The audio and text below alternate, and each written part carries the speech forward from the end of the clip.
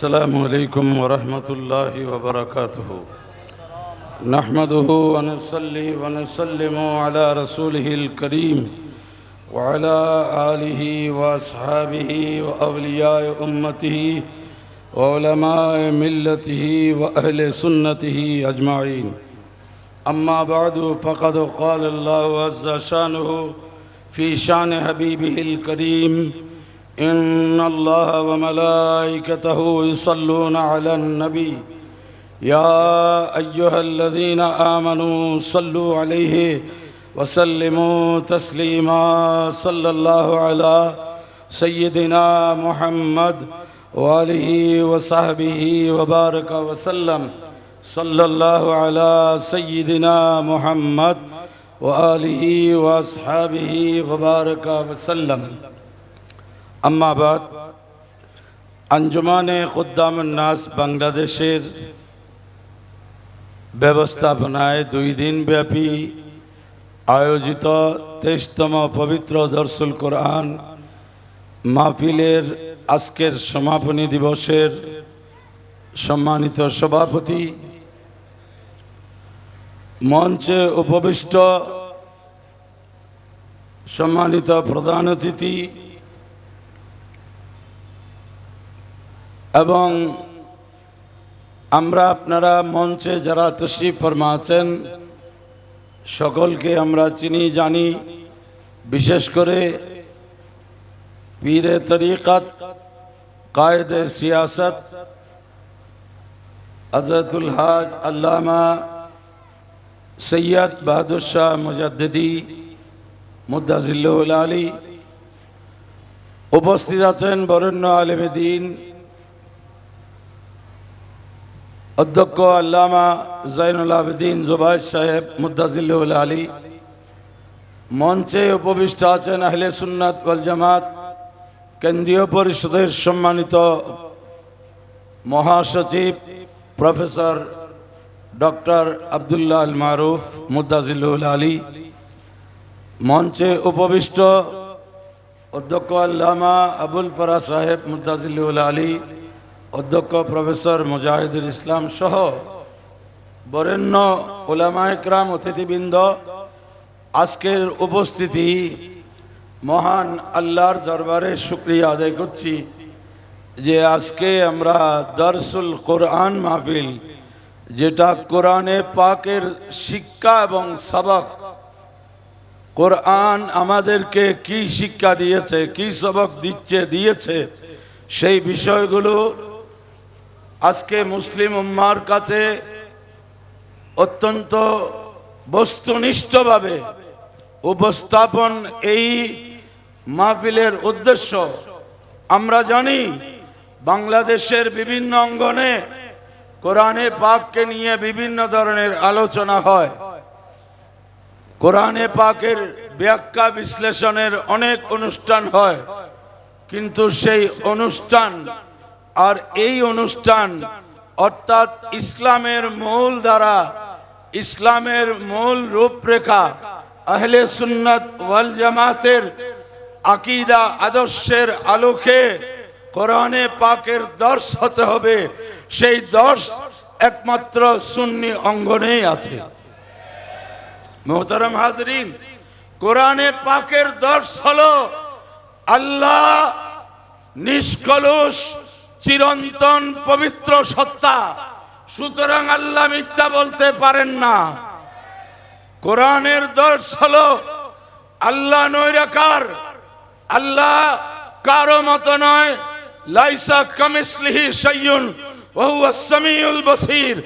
আজকে কোরআন সামনে রেখে কোরআন ও হাদিসের রেফারেন্স দিয়ে মানুষকে বিভ্রান্ত করা হচ্ছে যে আল্লাহ দেহ বিশিষ্ট। উচ্চস্বরে নাউজুবিল্লাহ বলুন। আল্লাহর দেহ আছে, আল্লাহর হাত পা আছে, কিন্তু কোরআন বলছে লাইসা কামিসলিহি শাইউন, আল্লাহর মতো কিছুই নাই। তো এখানে হাত পা আমাদেরও আছে। এই জন্য ইতিহাস প্রমাণ করে শয়তান কিন্তু কখনো বসে থাকে নাই। এই মুসলমান পরিচিত মানুষ, মুসলমান পরিচয়ধারী মানুষদেরকে দিয়ে এই ইবলিস মানুষের সামনে এই কথা উপস্থাপন করছে যে আল্লাহ পাশে এত, লম্বা এত। উচ্চস্বরে নাউজুবিল্লাহ বলুন। হযরতে আল্লামা আবু ইসহাক আসফারাইনি কিতাবুল ফারক বাইনাল ফিরাক, এই কিতাবের মধ্যে এইসব বর্ণনা পেশ করেছেন। এই যুগেও এসে দেখতেছি যে আল্লাহকে দেহ বিশিষ্ট প্রমাণ করার জন্য সেই মুজাসসামা ফিরকা, যে ইবনে তাইমিয়া যিনি বলেছিলেন কুফার জামে মসজিদে, আমি যেভাবে মিম্বরে বসে আছি সেভাবে আল্লাহ আরশে বসে আছেন। এবং তিনি আরো বলেছিলেন যে আল্লাহ আরশে বসে আরো অল্প জায়গা খালি রেখেছেন।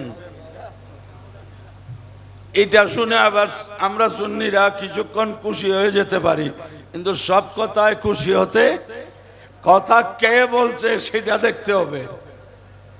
ইবনে তাইমিয়া কিতাবুল আরশ, তার কিতাবুল আরশে লিখতেছেন আল্লাহ নিজে আরশের উপর বসে ওয়া আখলা ফিহে মাকানান ইউকঈদু ফিহে রাসূলুল্লাহ সাল্লাল্লাহু আলাইহি ওয়াসাল্লাম, যে আল্লাহ আরশের উপর বসে আর একটু জায়গা খালি রেখেছেন রাসূলুল্লাহকে বসানোর জন্য।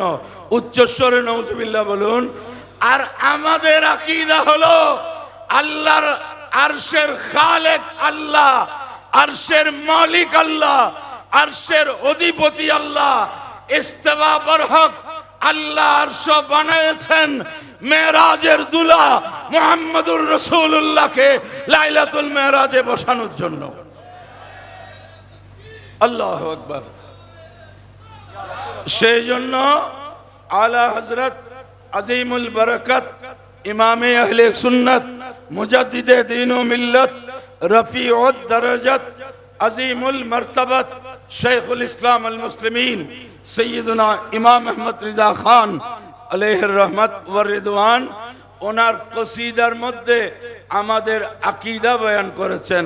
ওহি লা মাকা কে মকি হুয়ে সারে আরশ তখতে নশি হুয়ে, वो खुदा वो नबी है जिसका है ये मकान, वो खुदा है जिसका मकान नहीं। आला हजरत কসিদার মাধ্যমে আকীদা বর্ণনা করে দিয়েছেন। তাই সুন্নি ভাইরা, আমাদের কোরআনের দর্শ হবে আকীদা আমল উভয়ের সমষ্টিতে। আজকে একটা জিনিস মুসলিম উম্মার সামনে তুলে ধরতে হবে, যে কেউ কোরআন শরীফ সামনে নিয়ে আসলে বা কোরআন শরীফ থেকে উদ্ধৃতি দিয়ে বললে উনি খামোখা হেদায়েত করতেছেন, এটা বলা যাবে না। কারণ এটা বললে এটা কোরআনের বিরুদ্ধে হয়ে যাবে।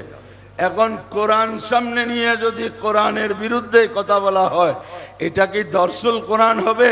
এটা কি কোরআনের শিক্ষা হবে? হবে না।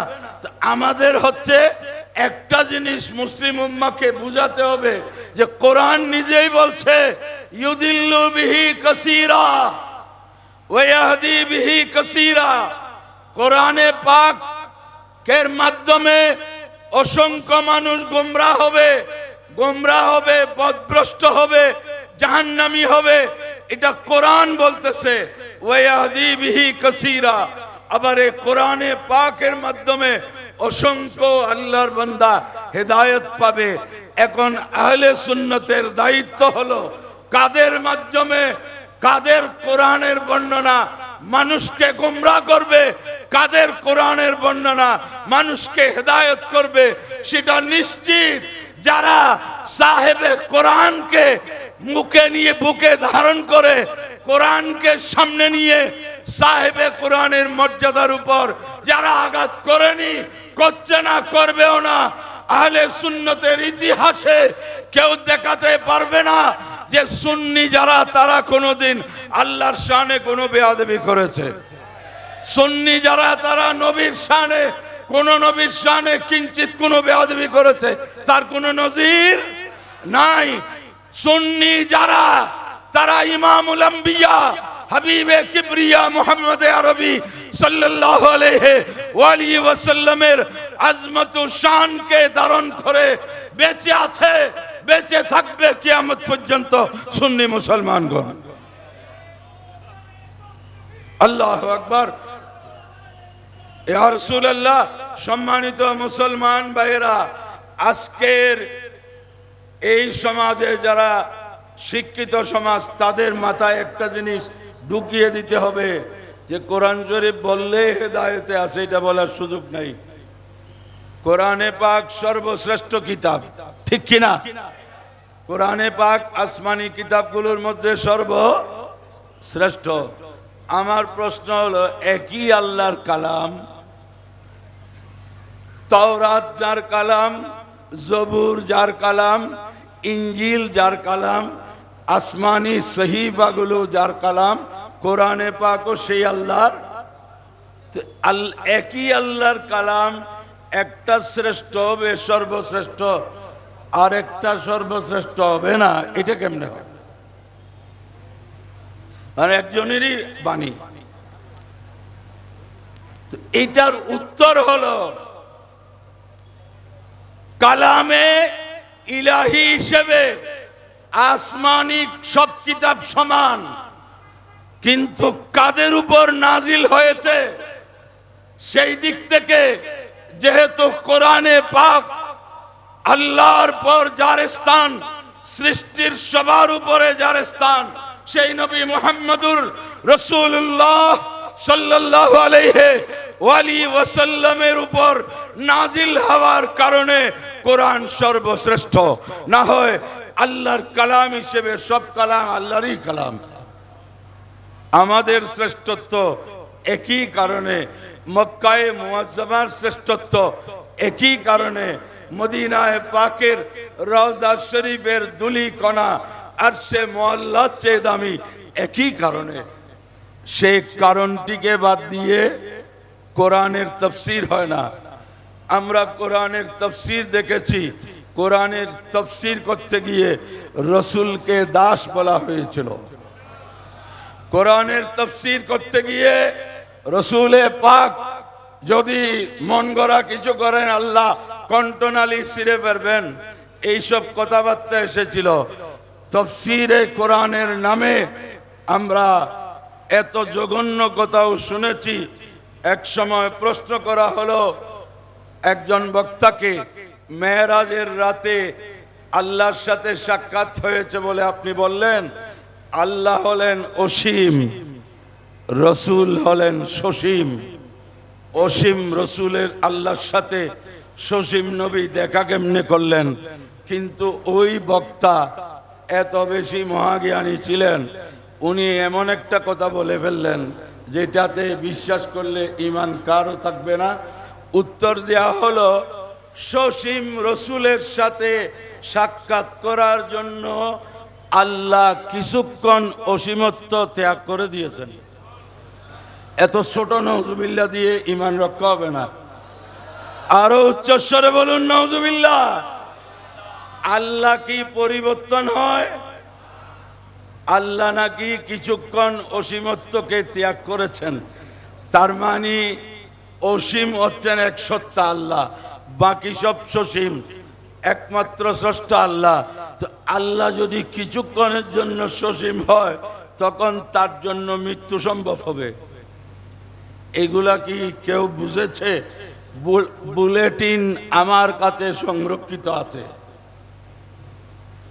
এই জাতীয় তাফসীর ব্যাখ্যা থেকে মুসলিম উম্মাকে হেফাজত করার জন্য সুন্নি মুসলমানদের দরসুল কোরআন, তাফসীরুল কোরআন প্রয়োজন।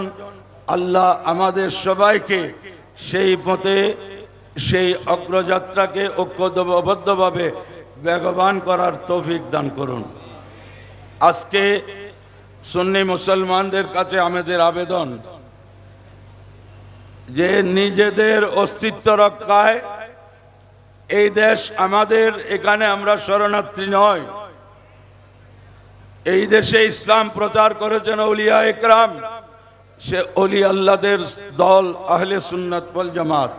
সেই সুন্নি আকীদার সমস্ত পীর মশায়েখ ওলামা, বুদ্ধিজীবী সবাইকে আকীদা আদর্শের ভিত্তিতে ঐক্যবদ্ধ হয়ে এই দেশে নিজেদের মজবুত অস্তিত্ব গড়ে তোলার আহ্বান জানিয়ে আমার বক্তব্য শেষ করলাম।